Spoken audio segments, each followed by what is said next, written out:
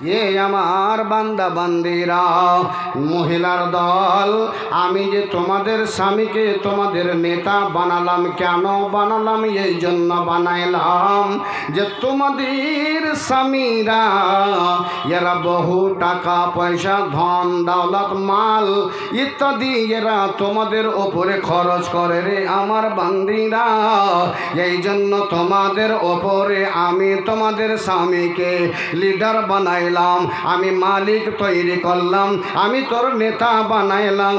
এই নেতাটার তোমরা সেবা যত্ন করবে, এই নেতাটাকে তোমরা নেতা মনে ভাববে।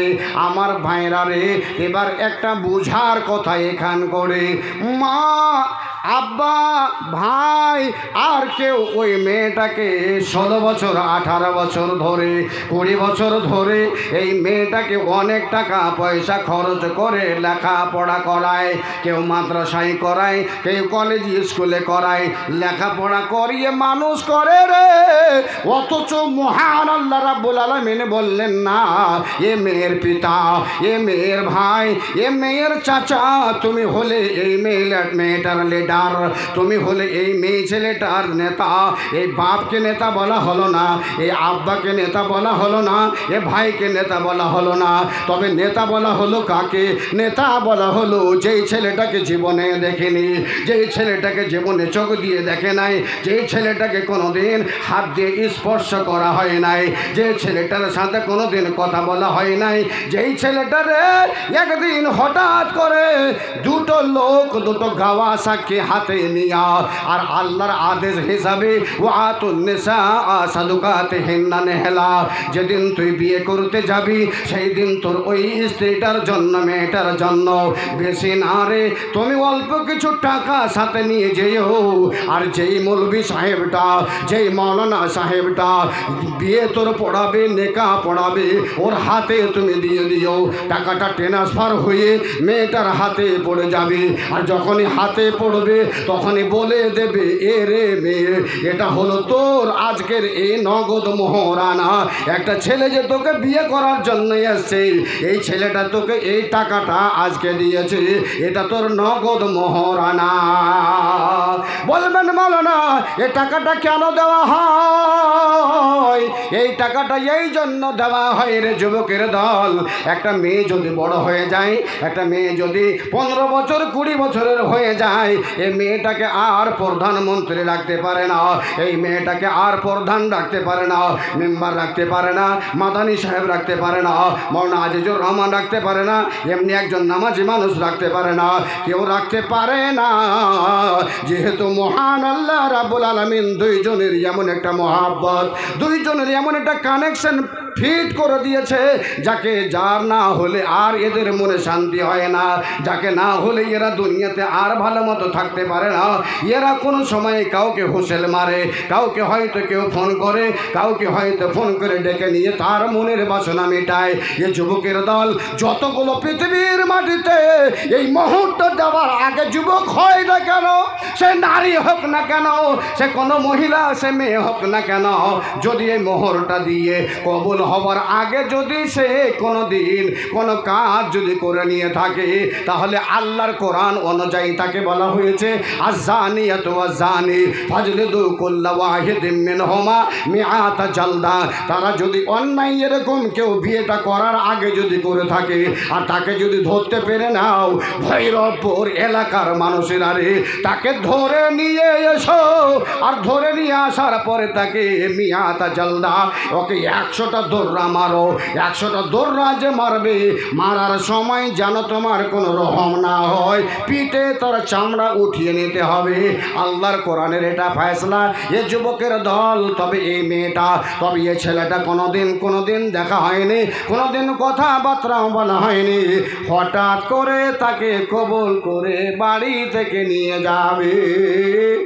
যে বাপটা ওই মেয়েটাকে লালন পালন করতে গিয়ে নিজে ফাটা পুরানা গায়ে পাঞ্জাবি ওড়ে, পাঞ্জাবি গায়ে দিয়ে কোথাও যদি বের হয়েছে রে যুবক, তখন তাকে টুকেছে, কেউ তাকে বলেছে, ও চাচা তোমার পাঞ্জাবিটা ফাটা, পিছনটা ফেটে গেছে, তুমি দেখোনি? তোমার আগা দিকটা সেলাই করা ফাটা, তুমি কি দেখোনি? ও চাচা যান, তোমার পাঞ্জাবি ভালো নাই, লুঙ্গি ভালো নাই, লুঙ্গিটা গেন্দা, লুঙ্গিটা যেন তোমার অপরিষ্কার হয়ে আছে, পাঞ্জাবিটা তোমার অপরিষ্কার হয়ে আছে। ওই লোকটা তখন বাড়া চিন্তা ভাবনা করে অর্ডার দিয়েছে, মানে জবাব দিয়েছে, এ বাবা পাঞ্জাবিটা আমার নোংরা, এটা রাস্তায় হয়ে গেছে, রাস্তায় চলতে গিয়ে আমার এই পাঞ্জাবিটা ফেটে গেছে। এরকমভাবে জবাব দিয়ে সেখান থেকে সরে গেছে।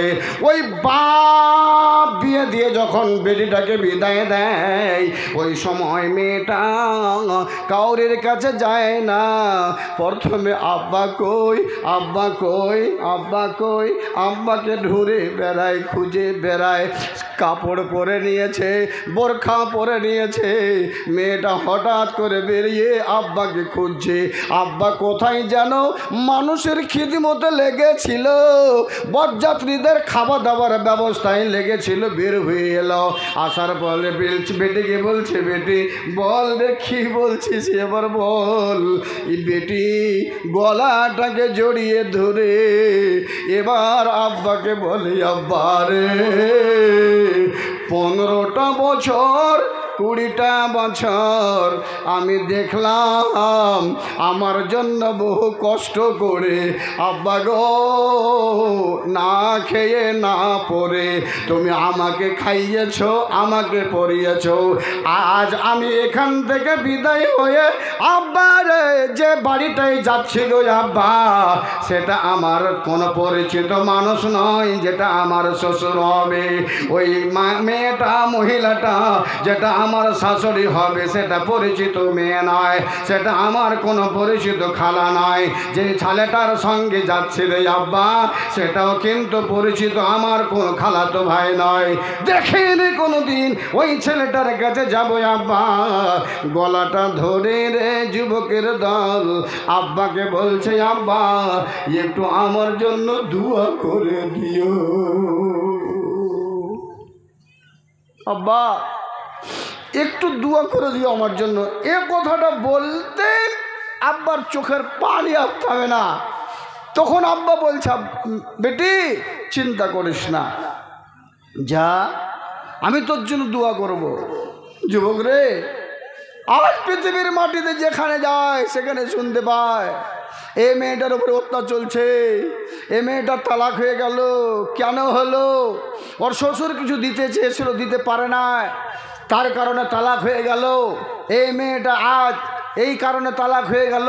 তালাক চলছে, মারামারি চলছে, অন্যায় চলছে, অত্যাচার চলছে।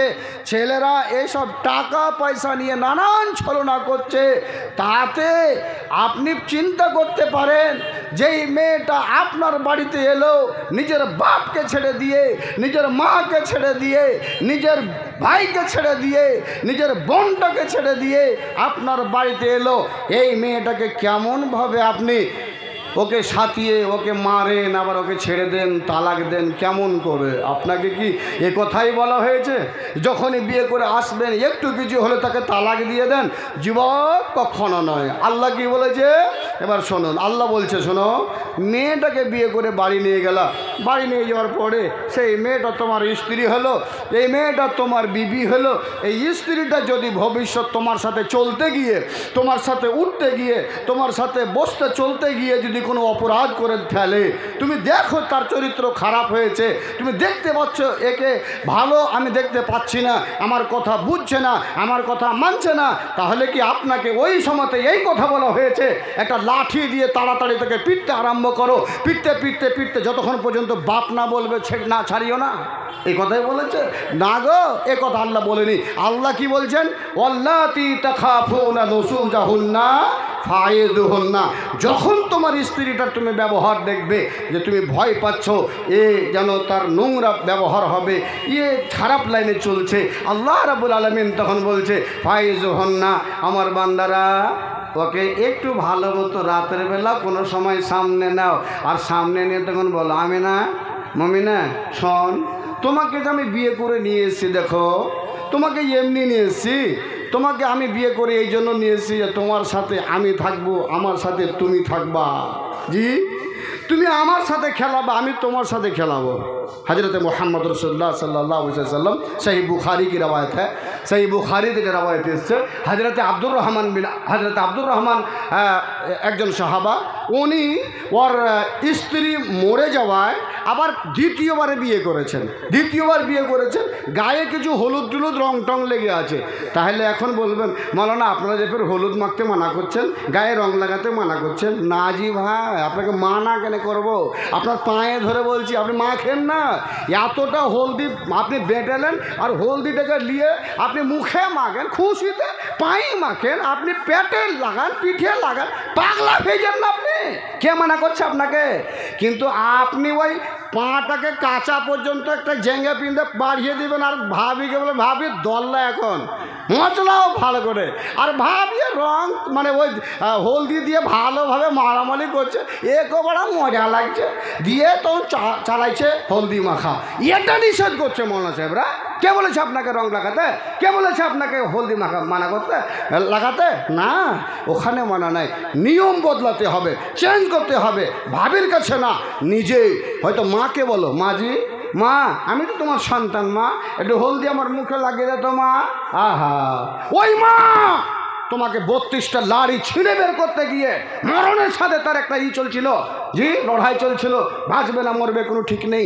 ওই মাটাকে বলো না, মা তখন হলদিটা নিয়ে সুন্দর করে তোমার মুখখানা লাগিয়ে দেবে, এটা আমার ছেলের বিবাহ। জি, হাতটাই লাগিয়ে দিবে, দরকার হলে পিঠখানে লাগিয়ে দিবে। তোমার পেটটা কতদিন তোমার মা লেড়েছে, তোমার পেটটাই লাগিয়ে দিবে। তোমার মাকে বলো না, জি লাগিয়ে দিবে। বোনকে বলো, হ্যাঁ জি দিদি, বড় দিদি, মেজো দিদি, এটা আমার মুখখানে এই হলদি লাগিয়ে দাও তো দিদি। তোমার বোন আসবে, তোমার মুখখানে লাগিয়ে দেবে, কোনো যায় আসে না। কিন্তু গ্রামের লোক মেয়ে আসবে, তোমার ভাবি আসবে, না যায়। কে বলেছিল তোমাকে এভাবে রং লাগাতে, এভাবে হলদি লাগাতে? না, কখনো দেবা না। জি, তরিকা বদলে দিতে হবে। আমি বলছিলাম আব্দুর রহমান এসে আল্লাহ রসুলের সামনে হাজির। আর যখনই হাজির তখনই কিন্তু বলছে, এই তুমি বিয়ে করেছো নাকি? বলছে হ্যাঁ আল্লাহ রসুল বিয়ে করেছি। বলছে বিক্রুন আউসাইয়েবা, তুমি এই বিবাহিতাকে বিয়ে করেছো? ও বিবাহিতাকে? আল্লাহ রসুল সাল্লাম যখন জিজ্ঞেস করছেন তখন আব্দুর রহমান বলছেন, আল্লাহ রসুল একজন বিবাহিতা মেয়েকে আমি বিয়ে করে নিয়েছি, ছেলে পেলে হয়ে গেছে, ওইরকম একটা মেয়েকে নিয়েছি বিবাহ করে। তখন আল্লাহ রসুল বলছে, আহা, তুমি যদি এখন কামারি মেয়েকে বিয়ে করতে তাহলে ও তোমার সাথে খেলাইতো, আর তুমি ওর সাথে খেলাধুলা করতে। তুমি যদি একজন কামারি মেয়েকে বিয়ে করতে, তবে এবার বলবেন মাওলানা বিবাহিতা মেয়েকে বিয়ে করতে আপনি নিষেধ করেছেন। বলে না, এই কথা বলছি না, আপনাকে বলছে শুনুন, আপনি ওই কামারি মেয়েকে বিয়ে করে নিয়ে আসলে তার একটা আলাদা তোমার সাথে মহাব্বত হবে, তার সাথে মহাব্বতের দিলের একটা মহাব্বত হবে। আর ওই মেয়েটা যেটা বিয়ে করেছে, ওই মেয়েটা যখন আপনি নিয়ে আসবেন বিয়ে করে, যদি ভবিষ্যৎ ওর চাইতে একটু কম আদর পায়, সঙ্গে সঙ্গে বলবে এই ঢেড়োয়ার কাছে এসে কোনো আমি স্বাদ পেলাম না। রাসূল ছিলেন বৈজ্ঞানিক, তুমি যদি কামারি মেয়েকে বিয়ে করতে সেটাই তোমার জন্য ভালো হতো। কমলাবাড়ির মতি ঠিকাদার, আমলাবাড়ির মতি ঠিকাদার, কমলাবাড়ি ক দিয়ে কমলাবাড়ি, আচ্ছা আচ্ছা, ক দিয়ে কমলাবাড়ি, মতি ঠিকাদার, টাকা 10,000। জি ভাই, একটু খালি আপনি আর আমাকে 10 মিনিটও টাইম দেন। আপনারা কি পালাবেন কেউ না থাকবেন? ভাই হাত কাঁদলে দেখাতে হবে ইনশাআল্লাহ, আরও দেখেন ইনশাআল্লাহ, মাশাআল্লাহ। তাহলে একটা আর 10টা মিনিট আপনাদের কাছে আমি চেয়ে নিচ্ছি। চান্দা তো আপনারা দিবেন ইনশাআল্লাহ মসজিদে, কিন্তু আপনাকে কিছু তো জানতে হবে, শুনতে হবে। আল্লাহ রসুল সাল্লাল্লাহু আলাইহি সাল্লাম ওকে এই কথা বলে দিলেন। এবার আল্লাহ কি বললেন? ওকে একটু বুঝাও একটু, আরে তুমি এরকম করিও না, ওকে একটু বুঝাও। যদি বুঝলো না, আল্লাহর কোরআন বলছে ওয়াহাজুরহুন্না ফিল মাদাজি, এ আমার বান্দার দল, তবে তোমার স্ত্রীটা কথা বুঝে না, বদমাসি দেখতে পাচ্ছ, কথা শোনে না। একে একটু বিছানা থেকে আলাদা করে দাও, তোমার পালংটা তুমি আলাদা করে নাও, ওর বিছানাটা আলাদা করে দাও, কিংবা তুমি পালংয়ে থাকো, ওকে খাটলাই করে দাও, তুমি খাটে হয়ে যাও, ওকে পালংয়ে করে দাও। এটা করে দিয়ে তুমি রাতটা কাটাও। যদি ভবিষ্যতের কথা ওই মেয়েটা জ্ঞানী হয়, মেয়েটা তখন বলবে হায় হায় আমি ভুল করেছি রে, এই স্বামী আমার ওপরে রাগ করেছে, তার কারণে আমার পাশে শুইল না, আমি আমার স্বামীর হাতখানা ধরে ক্ষমা চেয়ে নিই। তাহলে মায়েরা গিয়ে পট করে স্বামীর হাতখানা ধরে ক্ষমা চেয়ে নেবে, আর ক্ষমা চেয়ে নিয়ে বলবে স্বামী জান গো ভুল হয়েছে, তুমি আমাকে ক্ষমা করে দাও। তাতেও যদি না হয়, আল্লাহর কোরআন ফয়সালা দিয়ে বলল ওয়াজরিবুহুন্না, মেয়েটাকে তবে একটু মারা, একটু পিটো। কত জোরে পিটো? আল্লাহ রাসূল সাল্লাল্লাহু আলাইহি ওয়াসাল্লাম এবার বললেন এই মারবে যদি তো শোনো, মারার ফের তরিকা আছে, মুখের উপরে মেরে দিও না, ছাটাত করে একবারে দিলে ওর গালটাকে লাল করে। যদি গালটা লাল হয়ে যায়, ওর যা ঠানি দেখবে, ওর শাশুড়ি দেখবে, ওর গ্রামের পা পড়োশি দেখবে, আরে আমি না তোর গালটা লাল কেনে হয়ে গেছে রে, কি হয়েছে? লজ্জায় বলতে পারবে না। রাসূল বলছে খবরদার মুখটাতে মারবে না। কোথায় মারবে? তার পায়ে মারো, পিছনে মারো, খবরদার তার মুখে মারবে না। আর আমার আল্লাহ রাব্বুল আলামিন তিনটা আপনাকে কাজ করতে বললেন। প্রথম হলো বুঝাও, দ্বিতীয় হলো বিছানা আলাদা, তৃতীয় হলো ওকে মারো, কিন্তু পট করে তোকে তালাক দিয়ে দেবো, নগদ মোহর আছে 10,000 টাকা, ডাক্তার বাপকে ডেকে নেই, দেখে নেই তোর বাপকে ডেকে নিয়ে আসে, আর তোকে তালাক করে দিছি। ওরে হায় হায় হায়, এটাই তোমার গরম যে তুমি নগদ 10,000 টাকা তালা এই নগদ মোহর দিয়ে রেখেছো, তার কারণে পট করে বাপকে ডেকে মেয়েটাকে তালাক করে দিবে, এটাই নাকি? তাই যদি হয় তাহলে তুমিও সতর্ক থাকিও যে একদিন তোমারও বেটি হবে, তোমার বেটিটাকে কেউ বিয়ে করলে তোমার বেটিকে বলবে যা তোর বাপকে ডেকে নিয়ে আর তালাক নিয়ে তুই বাড়ি যা। তুমি ভাবছো ছুটকারা হয়ে যাবে? না, খবরদার এটা মনে ভাবিও না, তোমার একদিন না একদিন তোমার একটা মেয়ে হবে। হ্যাঁ আমার আল্লাহ রাসূল সাল্লাল্লাহু আলাইহি ওয়াসাল্লামের স্ত্রী, এবার একটা কাজ আমরা মেয়েটাকে বিয়ে করে নিয়ে এসে যুবককে বলছি, আমার বাপজিরাকে বলছি, মায়েরাকে বলছি, বেটিরাকে বলছি, এই কথাটা খুব ভালো করে শুনে নেন। আর এটা খুবই কাজের কথা, ইম্পর্টেন্ট কথা, কতটা আপনাকে মানতে হবে, একদম জীবন পর্যন্ত আপনাকে এটা স্মরণে রাখতে হবে। এই কথাটা আপনাকে আলোচনা করে দিই। হযরত আয়েশা সিদ্দিকা রাদিয়াল্লাহু তাআলা আনহা বলছেন কালাত কুনতু আগতাসালু আনা ওয়া নবী সাল্লাল্লাহু আলাইহি ওয়াসাল্লাম, জি আমি এবং আমার স্বামী আল্লাহ রাসূল সাল্লাল্লাহু আলাইহি ওয়াসাল্লাম আমরা দুইজনে গোসল করছিলাম, ফি ইনায়ে ওয়াহিদিন, একটাই বর্তনে, একটাই গামলাতে, একটাই পাতিলাতে, একটাই আমি গামলাতে কি করছিলাম? গোসল করছিলাম।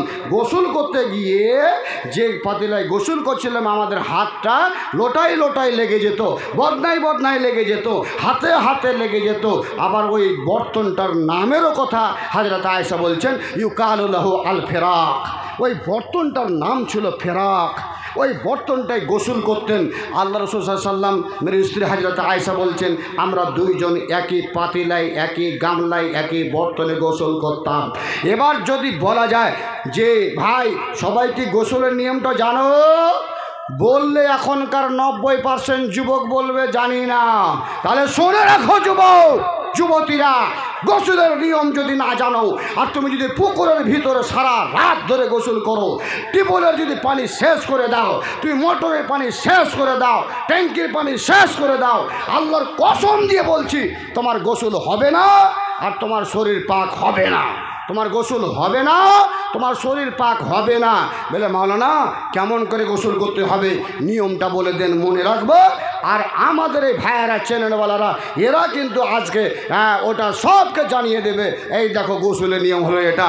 হযরতে মাইমুনা রাদিয়াল্লাহু তাআলা আনহা উনি বলছেন যে একদিন আমি কি করলাম, ওয়াজাতু লিরাসূলিল্লাহি সাল্লাল্লাহু আলাইহি ওয়াসাল্লাম আল মা, আমি আমার নবী মুহাম্মদ রাসূলুল্লাহ সাল্লাল্লাহু আলাইহি ওয়াসাল্লামের জন্য পানি জমা করে দিলাম, মানে পানি হাজির করে দিলাম। রাসূল আসলেন, রাসূল আসার পরে কি করলেন? প্রথমে যে আল্লাহ রাসূল ডান হাতে পানি নিয়ে বাম হাতে ঢাললেন, আর ঢালার পরে সুন্দরভাবে কি করলেন, হাত দুটোকে ধুতো করে নিলেন। হাত ধোয়া যখন হয়ে গেল, তারপরে নবী এবার বাইরে চলে গেলেন। বাইরে চলে যাওয়ার পরে ইস্তেঞ্জা করলেন। ইস্তেঞ্জা মানে পেশাব পায়খানা যা বাড়া ছিল এটা সেরে নিলেন।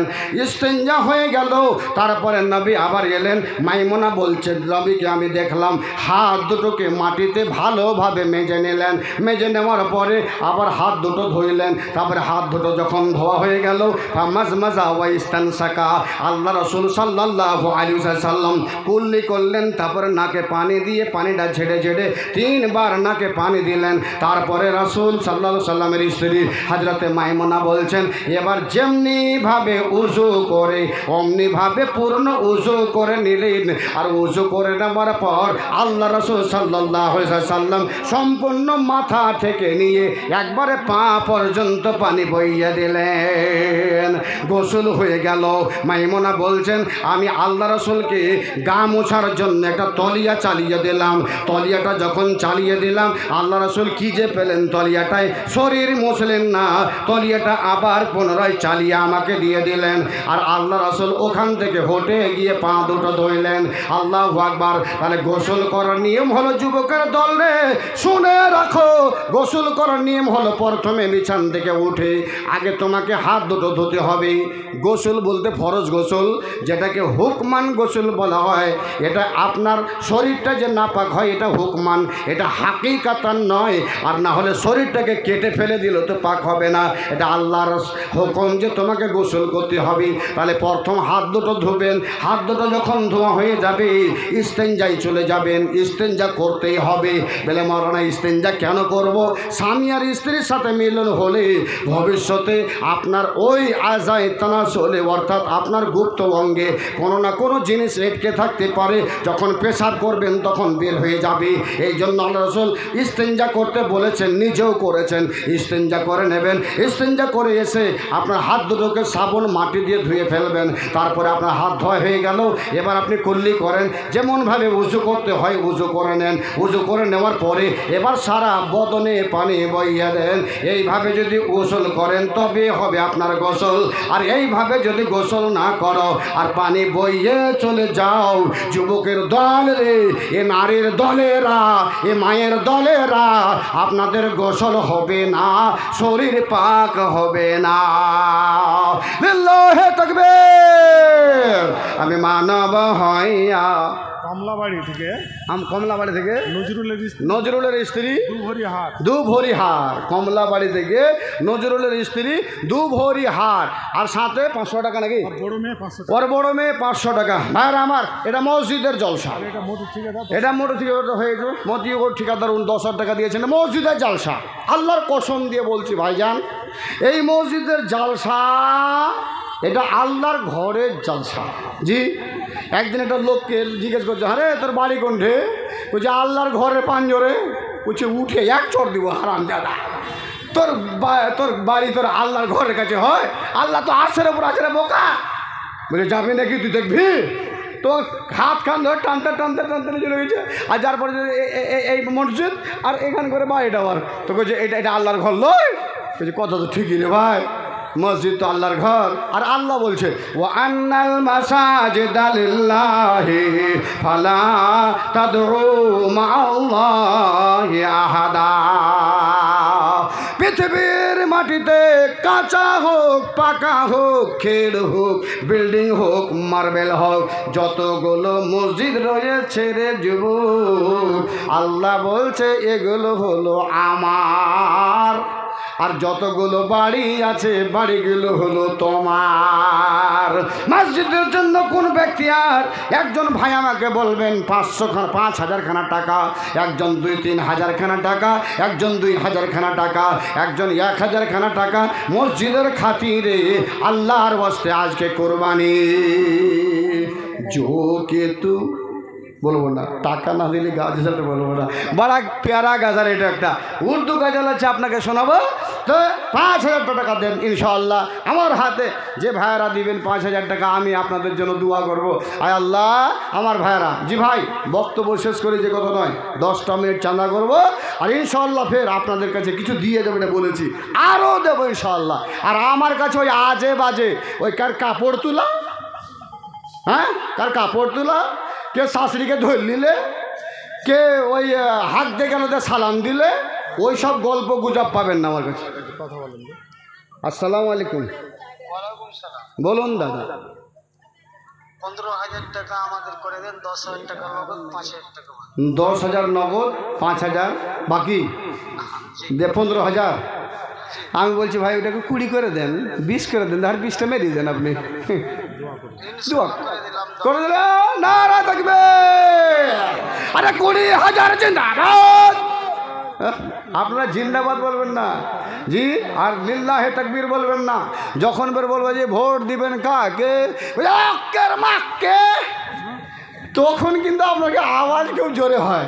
জি একবার জোরে জোরে বলেন লিল্লাহে তাকবীর, আরে লিল্লাহে তাকবীর। আল্লাহর আজ পর্যন্ত আপনাদের আওয়াজটা যাইছে, আর যার মুখটা হিলছে তাকেও দেখছে আল্লাহ। আল্লাহ বলছে আল্লাহু সামিউম বাসীর, আমি শুনতেও পাই, আমি দেখতেও পাই। আল্লাহু আকবার বলে।